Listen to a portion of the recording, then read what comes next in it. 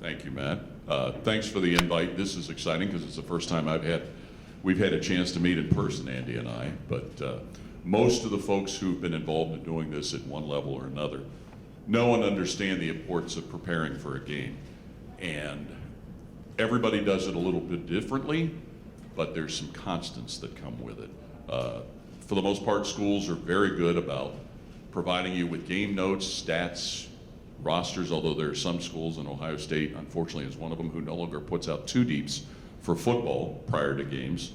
We are privy for the sports information people to provide us with some helpful information, and I'm sure Andy would agree, there is a ton of information that can be had. It's just a matter of figuring out what to do and how to put it together in your own form. Would you agree? I would, Paul. I was told you had the booming voice, so you're right.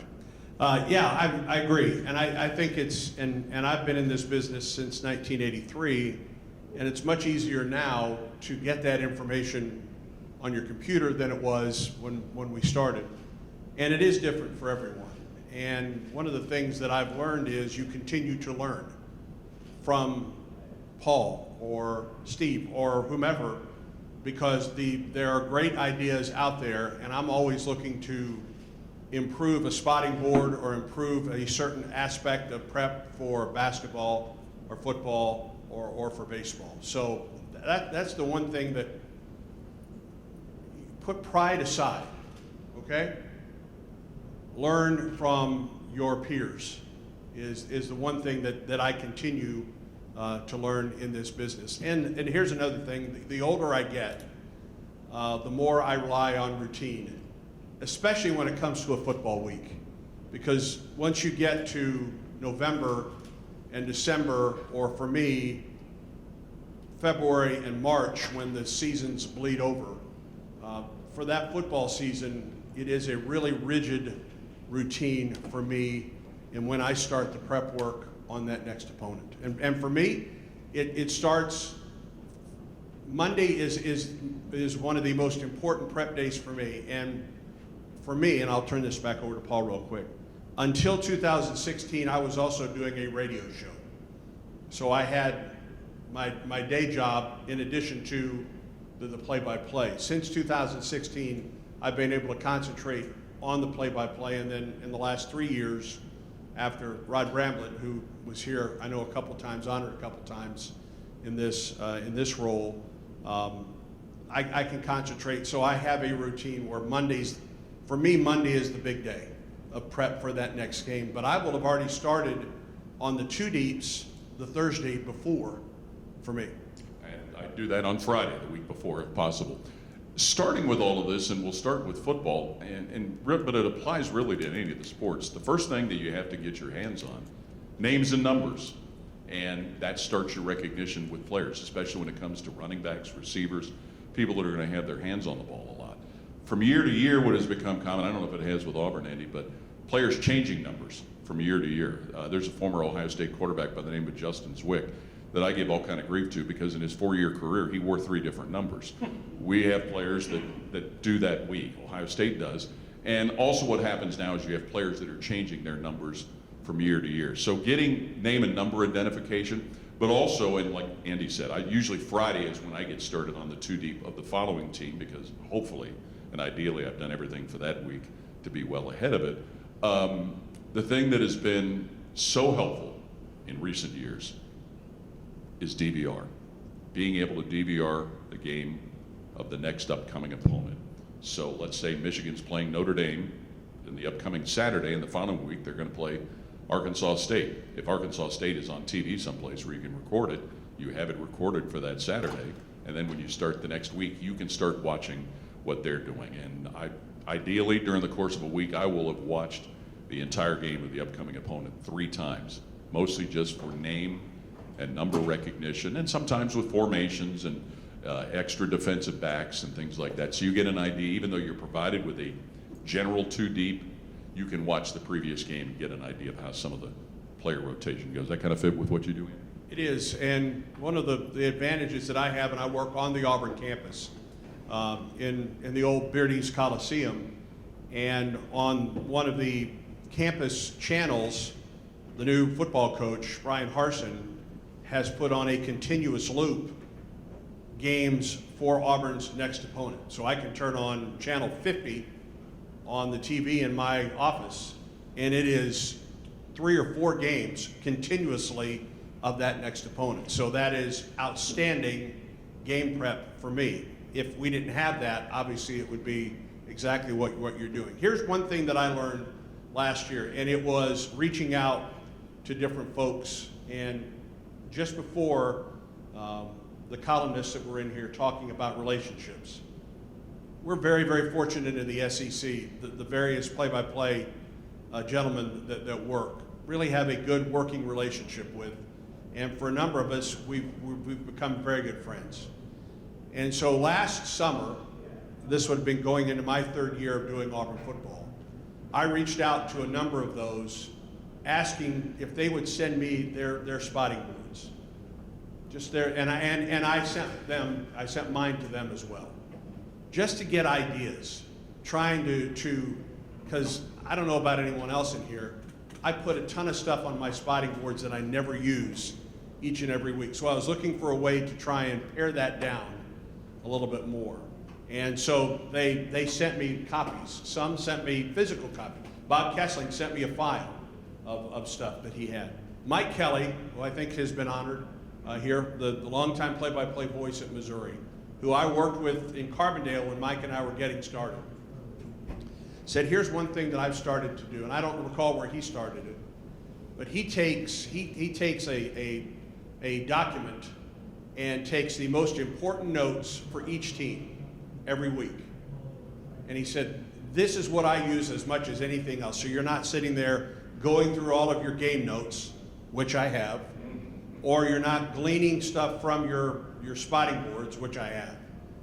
But you try and find the best notes, and it comes from newspaper articles, it comes from the notes themselves, it comes from coaches' shows and that type of thing. And he writes that, he types that up, and he has that on a piece of paper that he uses for each team. And that was one of the most helpful things that I did last year. I laminated it, and then I was able to, I crossed things off on different notes that I used. But by reaching out to Mike and learning from Mike is something that helped me a great deal this past year. That's great. And similarly in the Big Ten, we have a group of announcers that are all good friends. Some of us probably shouldn't be as good of friends as we are because it affects our social life and our sleep habits. But it does help greatly to be able to be aware of things like that. I will also tell you too, and this was a little bit from personal experience, one of the things that you'll enjoy if you get the chance, and I know they had some of them out there the last couple of days, is to see everybody's game charts. But everybody's, for the most part, are different. And you'll figure out your own way to do that. But it's also helpful if you can save them, especially if you save them when it comes to conference opponents, because that way you can go back and see, okay, if you're going to play Auburn this year, last year there may be something you wrote down on your chart pertaining to a player or two that they may not have reflected in the current game notes just because the player's a year older, year experience, and there might be one little thing that you might be able to pick up and have. I'll also tell you too, when you do, I had an unfortunate incident years ago, the night before going out of town to have a basketball game on a Friday and a football game on a Saturday. My car got broken into and my briefcase got stolen. And my game charts were all gone. And I found myself at our radio station at 4 in the morning before going out of town trying to replicate all of that. Fortunately, it was late in the week. I had most of all of the things done, somewhat stored up here. But I now make a copy of my charts and I keep them in a separate place other than in my briefcase, just in the event you lose something like that. Hopefully never have to rely on that again. But it's also, as Andy said, good to talk with other people, get other ideas. And the sports information people are the ones that really can provide so much help, not only with the game notes, they have other things, because most game notes will come out by Monday or Tuesday when we're talking about football, but there'll be other things that they've researched during the week when they've looked back, if it's history against a conference opponent or something like that, that during the course of the week, they'll be able to provide you. But you know, the internet has been such a great thing over the years, and the social media pages that you'll get not only from the athletic departments, but some of the individual players. There are some things that they put out that can provide you with a few little nuggets that can be helpful. for me, and again, everyone is different. How many that have spotting boards or sheets, how many write yours out by hand? Okay, there we go. Yeah, I can't. If I did that, I wouldn't be able to read it. It's just, so everything I do is via, I use Microsoft Visio, and I do everything on computer. It's just much more organized. But for you, and you guys you're both in the NBA, how many years for you now, Steve? 37. Okay. 34. Okay, so I mean, you've done it for a generation, right? And that works best for you. For me, and I know for a lot of folks, they swear that if they don't write it down themselves, they're not. For me, I wouldn't be able to read it. Yeah.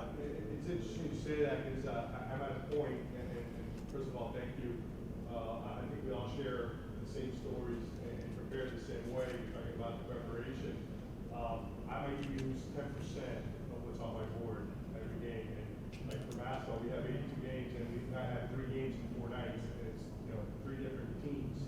So I might use 10%, and now with the NBA being a 3-point contest many times, it's so fast that it's almost impossible for you to look down and see your notes, because if you do that, you already miss the basket because it's so fast. But I am trying to see, like you say, how to condense that, how to not work less, but how to prepare, in a way where it's not so much time because I do it handwritten.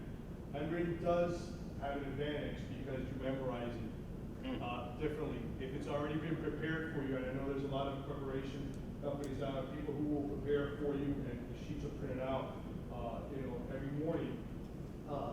You need to then study those sheets, but when you do it, handwritten, I think that you memorize it. Sometimes I don't even have to look because I know what I had, written in my book. Talking about, not knowing what you wrote or not understanding what you wrote, I find that a follow-up country because the older I get, the more hieroglyphics that my handwriting becomes. So I think I should have been a doctor at one point because I really can't sometimes, and I make a mistake because, my handwriting is not as good. So I'm trying to find that balance, to prepare a bit less without preparing less, but making it easier in a way. I guess I'm old school, and like Steve and I, that I'm having a little bit of trouble and transitioning from the handwritten to the computerized everything that can be prepared for. The last game that Rod did football for Auburn was the Music City Bowl, and the Redskins had been in Nashville the weekend before, and they left their spotting board. Their play-by-play guy left their spotting board. So Rod just found it was in our booth. So Rod picked it up and brought it back to Auburn, and it was dramatically different than the spotting boards that Rod was using at the time than I was using at the time. It was really a strict 2-deep and very minimalistic in how that worked. It was just an example of that worked best for that individual. I'm a nerd. I enjoy the prep part of it. I enjoy, now maybe not so much in November when you're doing, you got the crossover, but I enjoy that routine of sitting down on a Monday and getting to work on that spotting board, or 2 days out for a basketball game, putting that together. I still enjoy that part of it, of that job, and I enjoy the freedom that I have in not having to do it. And I know a lot of folks are still doing a radio show in addition to their play-by-play.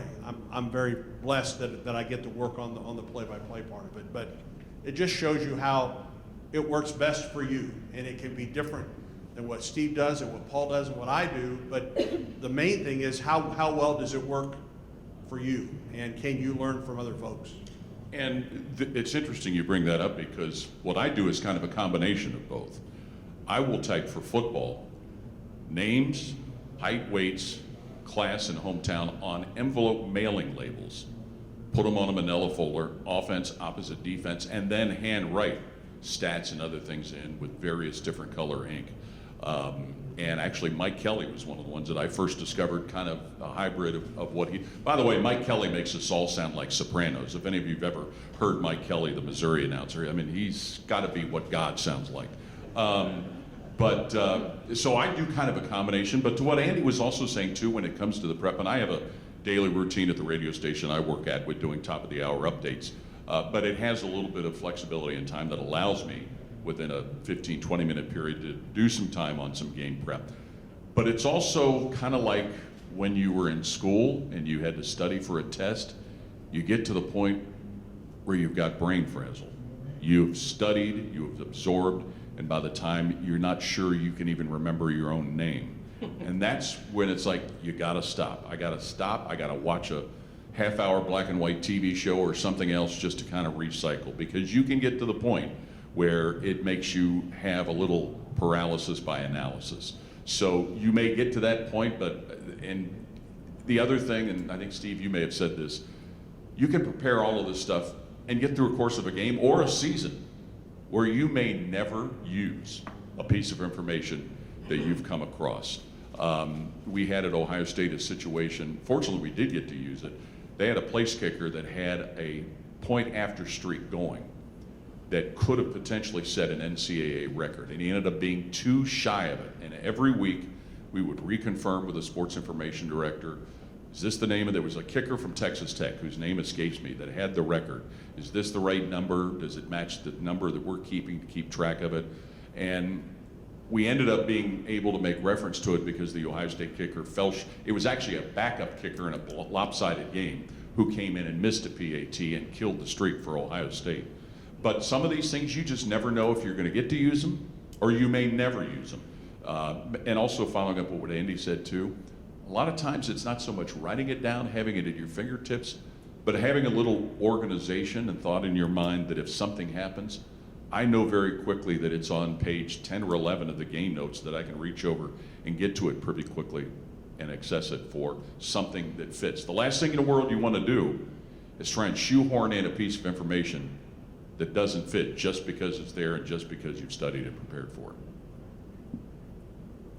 I feel a little inadequate. Steve's won this award a zillion times, and you've called games, and you've called games so feel free to jump in. I mean, we're gleaning information from you as well, and your schedule. I can't imagine what your schedule is like in an NBA season and how quickly you have to turn things. How do you handle if you guys are on a road trip, turning your score sheets and that type of thing? How do you handle that? I do a lot of it on the plane, like if we're from one city to the next city. They hand out the cumulative stats right after the game, so I'm able to do that pretty well. I like to try to get it done. I try to stay ahead of it as much as I can. I do a lot of it on the plane. Yeah. I agree. You know, you're always trying to get ahead. Yeah. You're always trying to get ahead because again, it's different teams, different nights. And I think there's something you said before. Like I like to use 10% of what it says in my book. And I think for the students here, you know, the most important thing at the end is the game needs to score. Call the game. You know, you don't have to force a number or a stat in there. The game itself becomes the story. I grew up near St. Louis, so I grew up listening to Jack Buck and Harry Carey and Dan Kelly, three absolute of the greatest. And we're at an anniversary of Jack Buck's death, and I mean, he was St. Louis. And there was an article for the current guy, the TV guy for the Cardinals now, and how he walked in and he actually did a game with Jack Buck near the end of Jack Buck's career. And he had a mountain of notes before he sat down to do the game with Jack Buck. And Jack Buck, exactly what you just said. Jack Buck turned to him and said, the game's out here. This is what you're here for. Not all the notes, it's the game here. And that gives me a little bit of listen, it's still all about what's happening in front of you. At Auburn, we're in the corner of the end zone. So if you ever come to our place, you're going to be down in the end zone. But it gives me a little bit of comfort knowing that as much as I prep for a game, the most important thing is still what's going on out there on the field, on the court, on the diamond. But I thought that was a great example of, listen, you can prep as much as you want and however you, but it's still the most important thing is what's going on the field that day. Absolutely, and Andy and I both have the background of radio, and it's a little different from TV. TV's showing you the picture. With radio, and told the story yesterday, years ago, got an email from a listener who complained because I gave the score and the time too much. And I replied to him, I said, well, but hopefully you always knew what the score and the time was. And it's also being descriptive. Ball's on the right side, ball's on the left side, it's below the foul line, it's on the right block, it's the right portion of the backcourt. Yeah, you can have the mountains of paperwork, but that's still what's going on in front of you. Here's the other thing that can kind of help too, especially when it comes to basketball. In most cases, you will see more than half of the conference opponents twice in a year. Your preparation is made somewhat considerably easier and can be more time efficient when you're seeing a team for a second time, or if you're seeing a team for a third time. And one of the things when you get to conference tournaments that I try to do, or NCAA tournaments for that matter, if you're fortunate that your school gets into the NCAA tournament, you get set up and you watch the game that's going on ahead of yours that may feed into who Ohio State would play if they win their game. That gives you a head start on just visual recognition. The other thing that we run into sometimes, especially with basketball, we have a 1 hour pregame show for basketball. I'm sorry, 45-minute pregame show. And in a conference tournament setting, depending on the game that goes on in front of you, that game may run a little long. And by the time you come on, you may have to deal with doing that. We had a year where we had to do last half of the second half of a Nebraska-Penn State basketball game that went into overtime. But because of seeing those teams, having prepared when Ohio State had played them, and paying attention to what's going on in front of you, like Andy said, the game's in front of you. All of a sudden you find yourself having to spend 10 minutes doing a game you haven't technically prepared for, but you're familiar with the players and the individuals. And we've had a number of people say, you know, was that part of what your agreement was, to do the game ahead of you? It's like, no, it just ran long and we had to fill time. Part of relationships I've found as well, and I've found it especially for basketball. I'm not sure why basketball and not necessarily football. I tend to get to the arena as early as I possibly can. For example, for a home game basketball for Auburn, Coach Pearl prefers to do we do, in our pregame show, we do an assistant coach interview and a player interview before every game, in addition to the head coach's interview. They prefer to do it at their shoot-around. Well, the shoot-around is quite a bit earlier, and I just typically stay from the shoot-around, have everything set up equipment-wise, because many of us are also engineers now, or producers as well, especially on the road. I like to do that, but if Paul comes in and you've got 10 minutes to talk with Paul, you may get a nugget from the opposing play-by-play guy or gal, maybe an update on an injury, something of that nature that you can use in your broadcast. And that's, I think, another reason why the relationships that you have with the other broadcasters, whether it's in your league, whether it's outside your league, can work. And here's another thing, this is completely different from prep. And I learned this from Mike Reese. Does anyone know Mike? Mike is the longtime play-by-play voice at SIU Carbondale. I worked for Mike. Mike Kelly worked for Mike. Sean Kelly, who does games for ESPN, worked for Mike. There's a ton of us from the Mike Reese tree. And Mike was always very good, and I started doing high school basketball and football and have now worked up. Is if you're the host team and somebody, especially somebody new, is coming in to broadcast at your arena, and they're coming in to set up, make sure they know what's going on.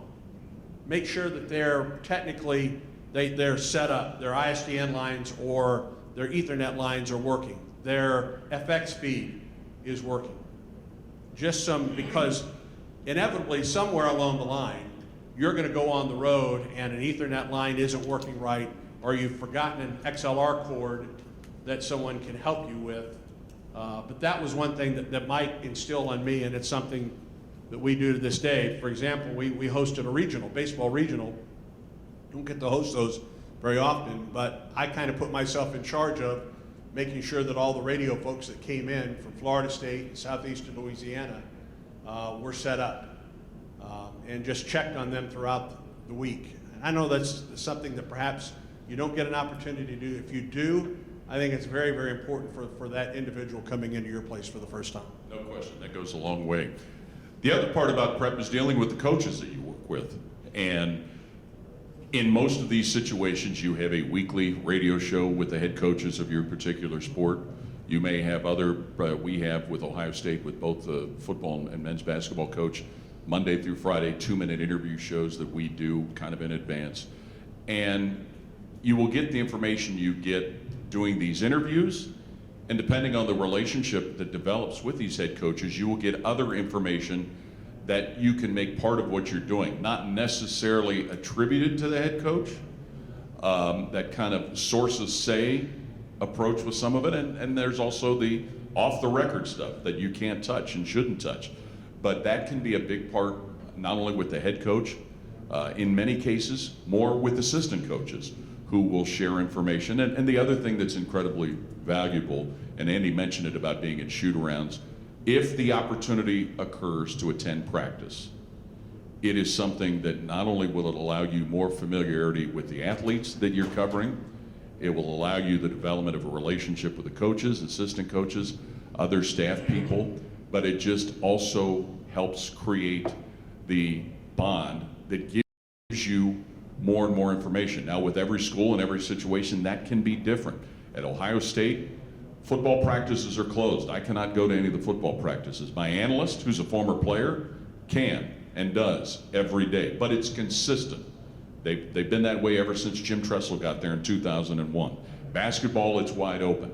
If, in whatever situation you find yourself in, present or in the future, if the opportunity to attend practices, attend game day shoot-arounds occurs, it's an invaluable source of information and also developing the relationship with the people that were involved.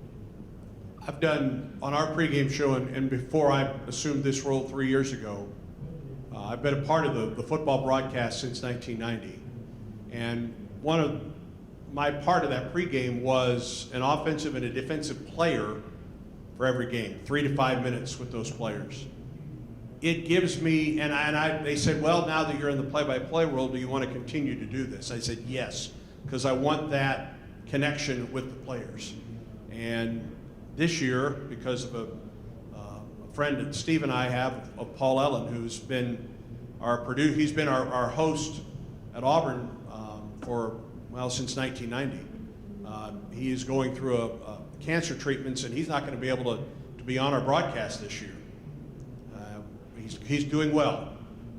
And so I'm going to be going back to doing the pregame and the postgame locker room in addition to the play-by-play this year, which I had done for a number of years, but knowing those players certainly helps in that postgame locker room setting because they know who I am. They know I'm not going to sit there and try and ambush them after a tough loss.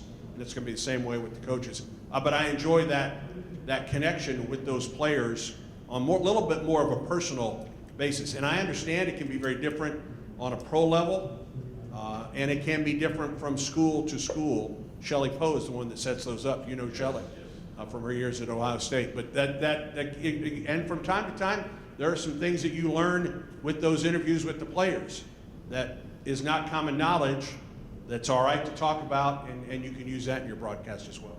One more thing I wanted to mention too. I don't know if many still remember when media guides were actually printed and handed out. When schools, and we found this out with Ohio State, when schools stopped printing media guides and either putting them on thumb drives or only online, the folks at Ohio State said by not printing football, men's and women's basketball, they saved over $200,000 in their athletic department budget, which was a lot of why this happened. So it was always great during games if you had a media guide sitting there that you could actually pick up and thumb through and find something if you felt like you needed to. Even in the absence of that, during the course of a week, especially with football, and we've talked mostly about, I will still take the time to go through the bios of every player that has a bio, because there are some that don't, whether they're walk-ons or whatever, just to look for whatever information you can get that you can file away in some manner that can be helpful. But now I don't know that there's anybody for those sports that puts printed media guides out anymore. But it's still important to me, and I imagine many others, to still take the time and go through those bios and look and see what can be gotten. Yes, sir. You mean to tell me that football and basketball stopped? Both of them, or was it football? No, all of them. Yeah, yeah. I think some of the Olympic sports may still do some of them, but the sports that we're mostly concerned about, they do not. None do at Auburn. None of the sports do at Auburn. Everything is digital, either on a thumb drive or the information's on the website. You can download the media guide, and a lot of times just the bios have all the information on the players. But So 200 grand years would be a big state. And that was over 10 years ago. it would be much more now. Most NBA teams have stopped printing media guides and even game notes, which for a play-by-play person, Right. who is by themselves, and you need instant, and you know how to find that, and you do it like that, it's very difficult to have them use a computer, as you know. Well, and we almost impossible. we found that during baseball season. We went to Kentucky at the end of the year, and we were told, no, we've got a green initiative here. We are no longer printing notes. Now, I was able to print notes before we left, but if there were any updates, and they did print stats, but anything else, we had to have it on our computers. At the College World Series, I just got back from the College World Series. Auburn printed its game notes, thankfully. Hardly anyone else printed game notes. You had to have that already, and I'm afraid we're seeing more and more of that. So we used to get press notes at the hotel when we'd arrive. Right. Before, and I would always look forward to that, to read over that stuff, but they don't do it anymore. I think a lot of it is, it's to save that $200,000 that they give the announcers, of course. All right, let's go back. And they all use, COVID has become the great excuse for lack of information from teams, and you agree with that? Yeah, again. They use that as a great excuse. We can find it online, but when you're doing the play-by-play, and you know exactly, something pops in your mind that you want to go to, that you had read, and Right. you try to find it, it's impossible, but trying to do that, trying to watch the game at the same time, call the game, and try to find that information online. Yeah, it's a two-edged sword. If you're sitting in your office and you've got that great big curved screen or double screens, and you can pull up the game notes on one screen and work on your spotting boards on another, that's terrific. But if you're on the road, and I can't imagine what it's like for an NBA road trip, and you've got brand new game notes that are not furnished to you right here, and you're doing everything off a computer, we're all having to learn what that's like, and I'm not sure that's ever going to change. No, and the other thing that ties into that too, and Andy talked about corner of the end zone in some of the stadiums, especially if you go to pro stadiums, it's the space requirements, or space limitations, we should say. And I know with basketball arenas, as great as it is to go do a game at Chapel Hill at the Dean Dome, that's one of the tightest. My engineer and my partner on the air, I got to know them better in one game than I've ever known in almost 25 years because we were so close together. So you have to deal with some of that too. Do we have any other questions? Andy and I have been sitting here hogging the whole thing. Yes, sir. So, you talked about crossover season a lot, football, basketball, baseball. What's the most challenging part of that? I have a little bit of a challenge because I do the Jaguar shows during the day, and then my college prep I can only do after 6 o'clock at night. And keeping those separate, is it a time of day issue? Is it 24 hours in a day? What's the biggest challenge? Well, and I'll let Andy get to the part that he runs into with everything. But for us, it's November when football and basketball cross over. And it's generally around Thanksgiving week. The Ohio State-Michigan game now, it's changed in the last 15 years, is the Saturday after Thanksgiving. And it's the same as Alabama-Auburn. Or Auburn-Alabama. Yeah, let me get the right one first. Thanks, Andy. Mea culpa, mea maxima culpa. For example, this year, Ohio State's basketball team is going to play in the Maui Classic. Thanksgiving week. I will not go to Maui, and that's fine because I've been there before. It's a hell of a trip, especially coming back, and not always in a good way. But we're very fortunate. Our sideline guy for football, who also does women's basketball and baseball, he fills in on any men's basketball games. But it's that time of year. If you have a Friday night basketball game and a Saturday football game, we've had some with Friday night basketball at home, Saturday in East Lansing or Champaign, Illinois. That's the most challenging part. Fortunately, in my situation, the radio station I work for is very good about, during those times, absolving me of some of my daily responsibilities so I can take the time to kind of OD on getting ready for all of it. Here's my example, and I'm pleased, I'm not complaining, all right? I'm thrilled to have this situation. This past year, Auburn played in the Battle for Atlantis in basketball. And that was Wednesday, Thursday, Friday of Thanksgiving week in Atlantis. Fortunately, Auburn was hosting the Iron Bowl on Saturday. So, and we got to the Bahamas, I think, on Monday. And folks are like, wow, you must have been on the beach. Well, I was never on the beach or at the pool because I was preparing in the room for 3 basketball games and the Iron Bowl on the back end of it.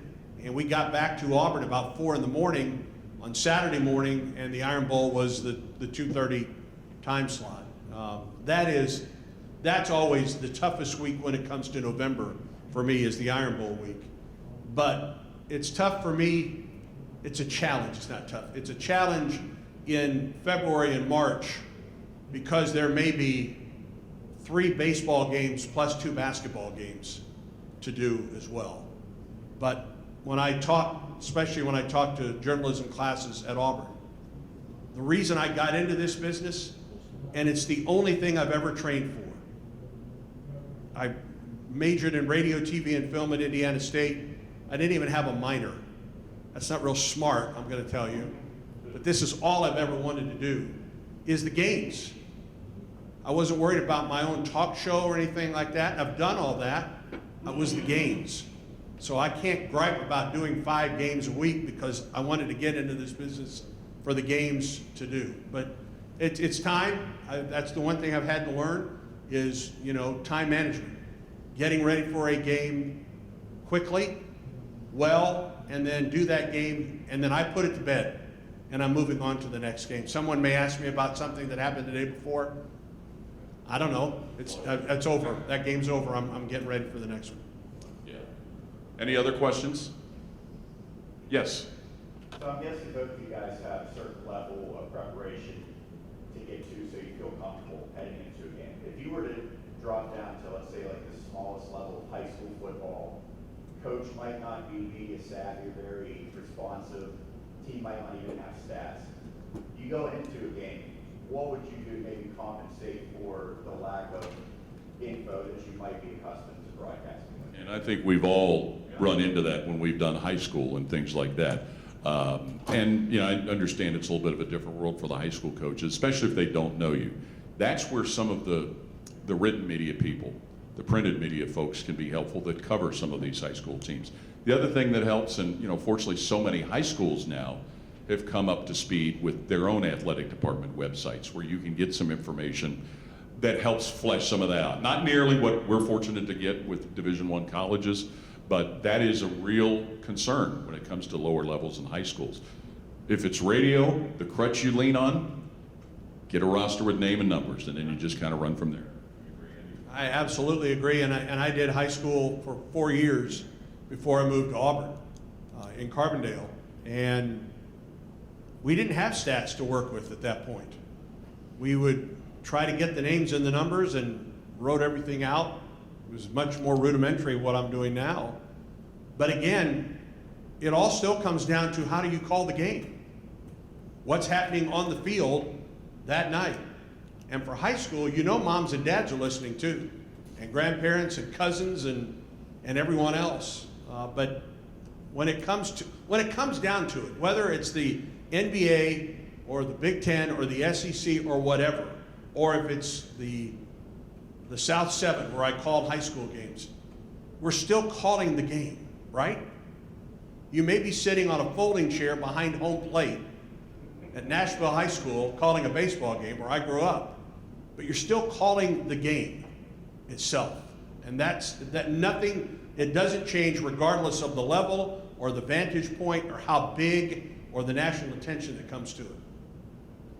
I wanted to add something that you stated on game nights. I use Twitter in a certain way where you could get a certain list. You can create your own list that night.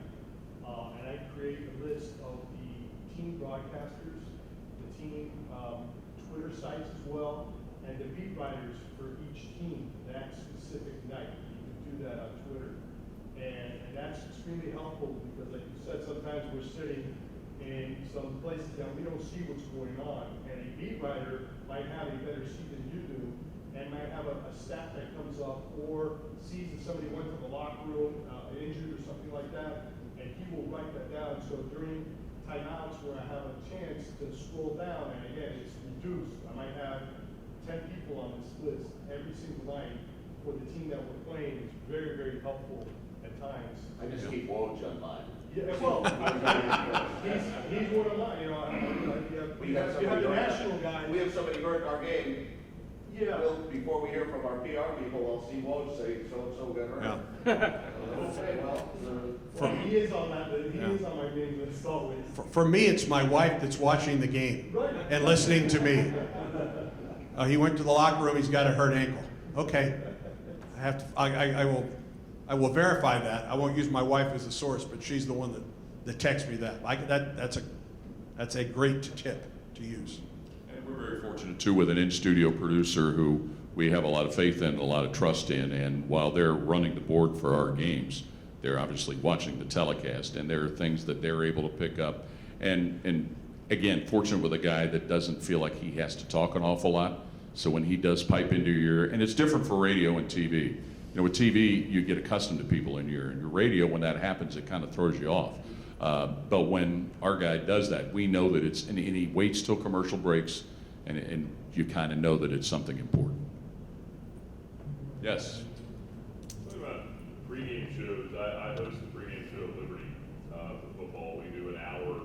It's a tailgate show, and it's in our Fan Fest location. So, just curious segment ideas, things. I mean, you mentioned the player interviews each week. What are some good live segments that you've had before?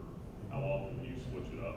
Well, I'll start, and you know, ours is an hour and a half. Our network pregame, we have local pregame that starts several hours before that, but our network pregame, pre-recorded interview with the head coach. We have a pre-recorded player interview segment, a pre-recorded with an assistant coach. They allow me to do a segment that's basically called a floater interview. It's whatever the hell I want it to be. And I've actually stockpiled a couple of them here this weekend that I'll use. Joe Starkey, who got the Woody Durham Award, is going to be one of them that I'll use. We have our executive producer who does part of our pregame show will do what he calls a Buckeye flashback, and he will pick a game from the past, either a previous game against that particular opponent or on that particular date or something, and he'll do about a 5-minute segment replaying highlights of that. We have, I'm drawing a blank on everything else that we have. Our sideline guy will do a couple of different segments from on the field. So they're kind of, and some scoreboard segments, even if it's an early game and others haven't started, it's what's coming up, especially involving teams in the conference. So it's a number of different things that can be involved in that. We do 3 hours of network pregame. 2 for home games. We are like you. We're out on the east side of Jordan Hare Stadium on a stage, and then we do the final hour in the stadium. And the 2 hours that we do on location is completely live with our entire crew. And we're fortunate to have a big crew of announcers and former players. And it will be, and it changes every week with player interviews. A current head coach from another sport, Bruce Pearl, is always very entertaining. Former coaches. We do one segment which is a picket contest and it's not point spreads. It's just wins, losses, and the person that doesn't do well just gets drilled, and it's a very fun segment, but that is a sponsored segment that we do. But it is typically a round table of topics about Auburn, but it's primarily interviews that we set up every week with former players that are in town, coaches, whatever. The last hour of our pregame show is in the stadium, and that is the 2 player interviews, offensive and defensive. The offensive and defensive coordinator have a segment. My interview with the head coach is in that, and then 2 segments with me and the color commentator Stan White talking X's and O's at that point. But that, and listen, there are others. I think Georgia does something like a 5-hour pregame. Nebraska does like a 5 or 6 hour pregame, and it may be part of it is a local affiliate, and then the network, and then Nebraska's just started, Andy. They started. Yes, that's right. Just began right now. For game 1? Yeah. Okay, yeah. Yeah, just kicked off about 10 minutes ago. So it does vary, but our pregame is a lot of guests, and then on the road, everything is from the studio or from the press box, but it's the same segments. We get player interviews. On the road, we can pre-record because folks aren't watching us on the stage, and we try to do that a great deal.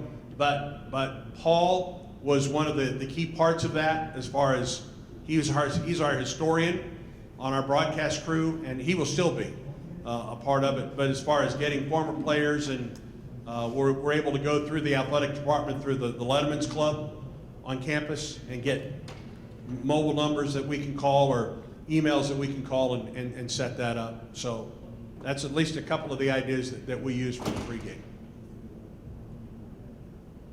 Any other questions, suggestions, maybe that yeah, go ahead. Just to follow up to that, so I'm also the sideline reporter. So I do that hour pregame, and then we have a half-hour buffer with our play-by-play guy up to kickoff. So that gives me a chance to go get a position. So as far as the sideline reporter goes, how often do you guys use yours, and what are some things that I can do to be a better sideline reporter for a play-by-play guy to help them? Well, we have at least one sponsored report every quarter. So at least once, we try to go to them more, and it will be, sometimes it's an observation, and we've got Ronnie Brown, the former running back at Auburn that was in the NFL for a number of years.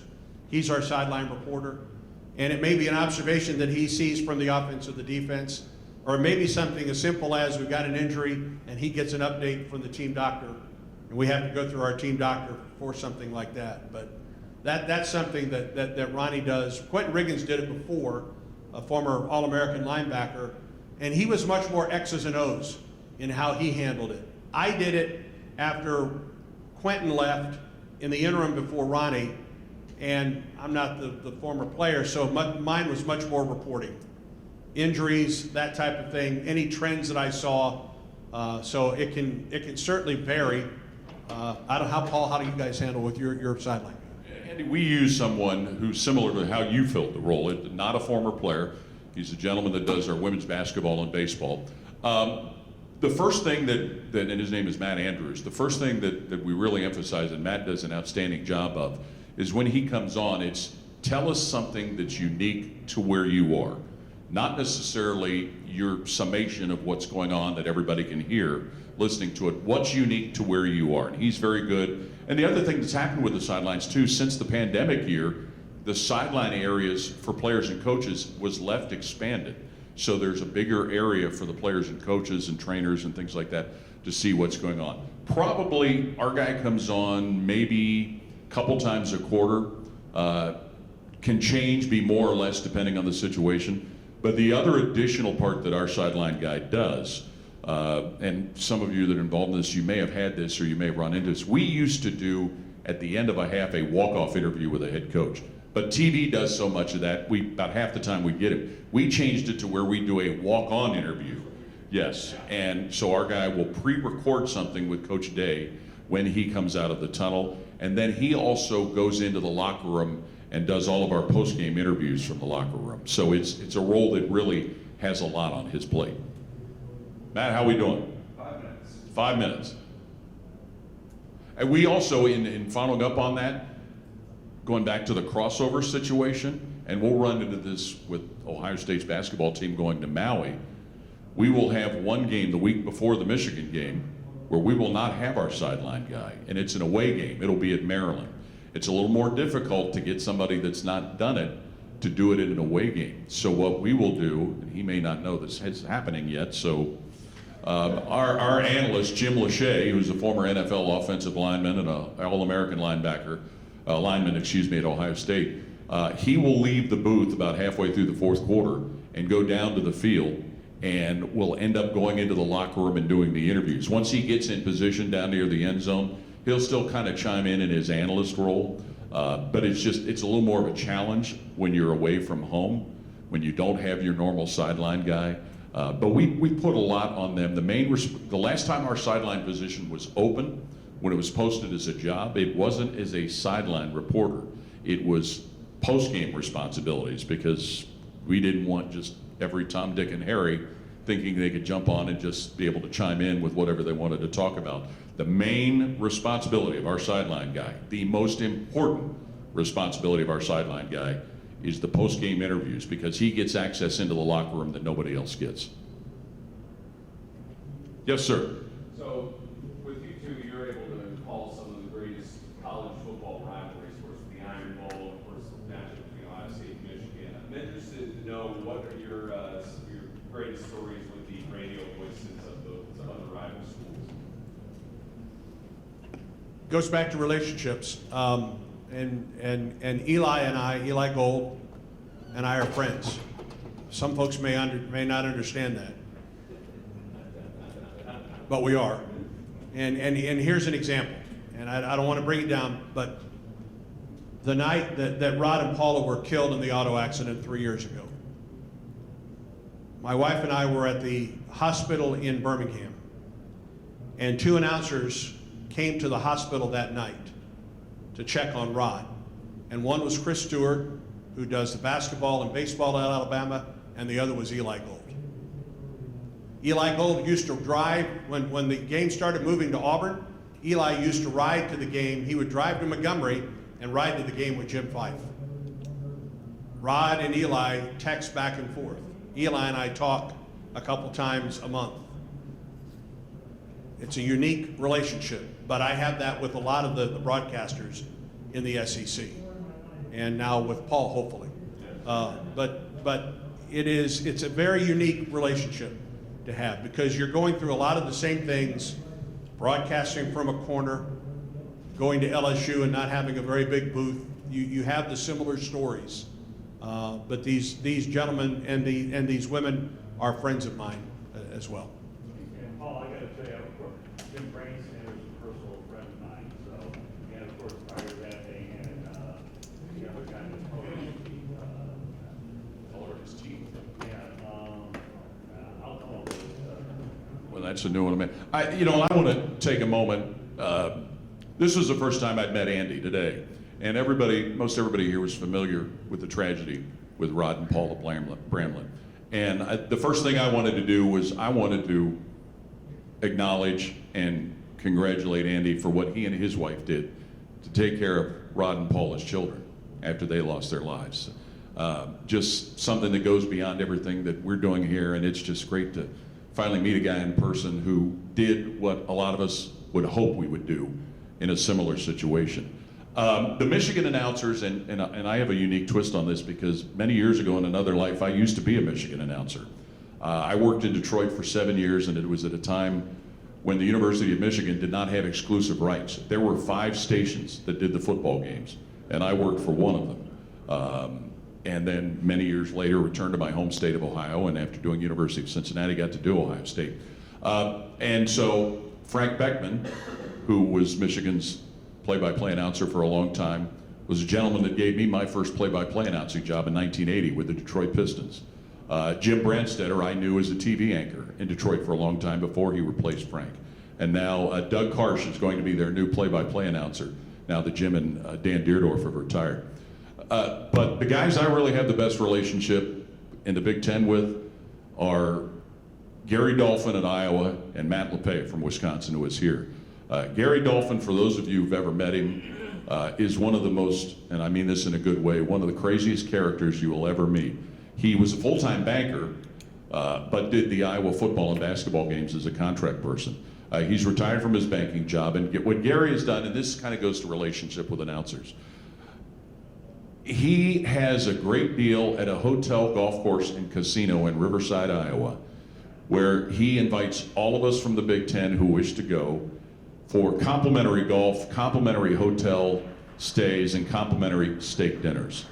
It allows all of us, and we did it earlier this spring, and 9 of the 14 Big Ten schools were in attendance at it. It really gives us a great opportunity to bond, to get to know one another away from work, to get to know one another away from what Andy was talking about, exchange of game information. You get to know their spouses, their significant others. There was a few years they thought Georgia Tech was going to come into the Big Ten. We were cheering for it mostly just so West Durham could be part of the Big Ten. So it's great when you have some of them that you know casually. You have some that you know, like Andy and Eli. And Eli is one of the most fantastic people that you'll ever meet, and a guy that at least you know him better than I do, Andy. He's not all full of himself. He's willing to take time to share, whether you know him well or you know him just a little bit. But it is one of the great things in conferences that have had announcers that have been in the roles for a lengthy period of time that you get to know, that you get to see. And the only thing that gets to be unfortunate in this day and age of divisions, when you don't see every opponent every year, you don't get to see some of those guys as much as you'd like. By the way, the guy's name is Bob Buford. Oh my goodness. Bob Buford, who was a Michigan All-American track athlete in the 40s, but was a longtime announcer for a station in Ann Arbor. At the end of this time, they put him on WJR in Detroit. And Bob Buford would recite poetry when Michigan won. He would cry when they lose. He would refer to them as the guts and glue of the maize and blue. He had a bunch of, in jest and humor, not flattering things he would say about Ohio State, but he was a Michigan man through and through. Bob Buford, yes, who passed away in 1981. Yeah, I mean, I'm from the area too. One of my good friends is the SID, Bruce Bonnie. No longer the SID, but he was for a long time. He was, yeah, one Yes. of the nicest people you ever meet. Yes, and the other thing, when you have great rivalries like we get to experience, you get to experience kind of the fan angst, but you also get to appreciate. When you go to an Ohio State-Michigan game at either stadium, it's different from any other game that season, and I can only imagine what it's like in the Iron Bowl. I think we need to wrap it up. Thank you. We certainly appreciate your time. Thank you all. Appreciate it.